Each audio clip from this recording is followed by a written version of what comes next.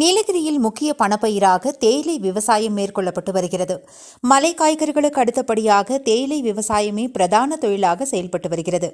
நீலகிரி மாவட்டத்தில் அதிகப்படியாக தேயிலை விவசாயம் மேற்கொள்ளப்படுவதால் பசுந்தேயிலையை தூளாக தயாரிக்கும் தொழிற்சாலைகள் தனியாரிடம் இருந்தபோது விவசாயிகளுக்கு கிலோவிற்கு குறைந்த விலை கிடைத்ததாக கூறப்படுகிறது. இந்த நிலையில் தேயிலை விவசாயிகளுக்கு பெரும் நஷ்டம் ஏற்படாவண்ணம் இருக்க அரசு கூட்டுறவு தேயிலை தொழிற்சாலைகளை உருவாக்கியது. இதன் மூலம் 16 அரசு கூட்டுறவு தொழிற்சாலைகள் நீலகிரி மாவட்டத்தில் இயங்கி வருகிறது. இந்த தேயிலை தொழிற்சாலைகளில் நாள்தோறும் சுமார் 10 லட்சம் கிலோ பசுந்தேயிலையிலிருந்து டீ தூள் தயாரிக்கப்பட்டு வருகிறது. இந்நிலையில் ஒவ்வொரு மாதமும் தேயிலை வாரியம் சார்பாக தேயிலை விவசாயிகளுக்கு கிலோ ஒன்றுக்கு விலை நிர்ணயம் செய்யப்படுவது வழக்கம்.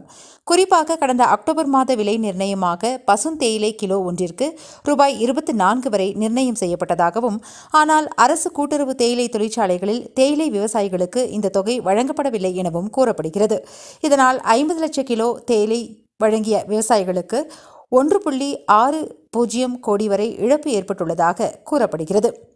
இந்நிலையில் இன்று அதிமுக, தேமுதிக, நாம் தமிழர், விடுதலை சிறுத்தைகள் உள்ளிட்ட அனைத்து கட்சிகள் சார்பில் ஆலோசனைக் கூட்டம் நடைபெற்றது.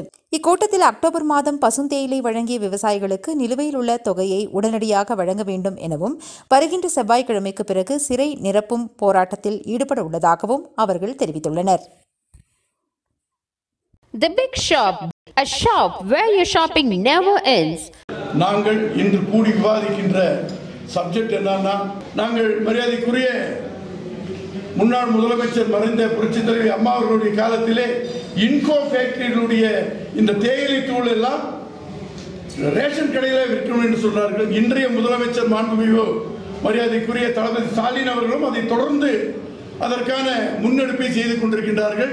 கடந்த முறை முதல் ஆண்டிலே பதவியேற்றப்புடன் விரும்பாக நாங்கள் ஒரு கோரிக்கை வைத்திருந்தோம். அன்றைய தேயிலை வாரியத்தினுடைய இன்கோ சர்வனுடைய எம்டியாக இருந்த உதயசங்கர் அவர்கள் மாண்புமிகு முதல்வர்களுடைய தனி செயலாளராக ஆன பின்பு அவரும் இந்த 14 பொங்கல் பரிசுல இந்த தேயிலை தூளையும் சேர்த்து விற்பனை செய்தார்கள்.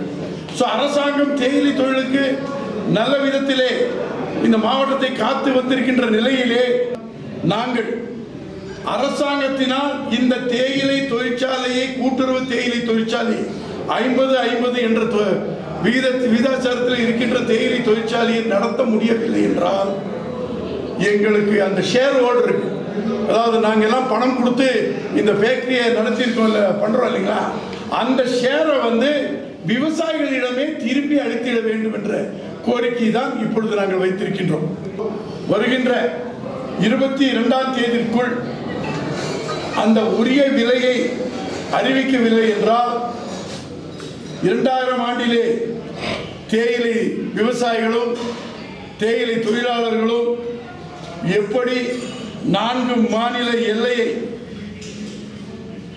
வாகனத்தை நிறுத்தி லட்சக்கணக்கிலே கோவை சிறையிலே பொள்ளாச்சியினுடைய கல்யாண மண்டபத்திலே நாங்கள் சிறை நிரப்பும் போராட்டத்தை நடத்தினோமோ அதே போன்ற போராட்டத்தை அனைத்து கட்சியின் சார்பாக நடத்துவதற்கு நாங்கள் முடிவு செய்திருக்கின்றோம். 22ஆம் தேதிக்குள், ஏனென்றால் இப்பொழுதே அக்டோபர் மாதம் ஒரு மாதம் கடந்து விட்டது, நவம்பர் மாதமும் 22ஆம் தேதி வந்து விட்டது. 2 மாதம் கழித்தும் அரசு வெறும் 1.5 கோடி ரூபாய் தான், அது வேறு பெரிய விஷயமே கிடையாது. இந்த 1.5 கோடி ரூபாய்க்காக 1.5 லட்சம் விவசாயிகளை பாதிக்கின்ற நிலையை உடனடியாக தீர்த்திட வேண்டும் என்று கேட்டுக்கொள்கின்றோம். அப்படி தீர்த்திடாத பட்சத்தில் 22ஆம் தேதிக்கு பின்பு நாங்கள் சிறை நிரப்பும் போராட்டத்தை ஆரம்பிக்க உள்ளோம் என்பதனை தெரிவித்துக் கொள்கின்றோம். ராகம் டிவி யூடியூப் பக்கத்தை சப்ஸ்கிரைப் செய்யுங்கள்.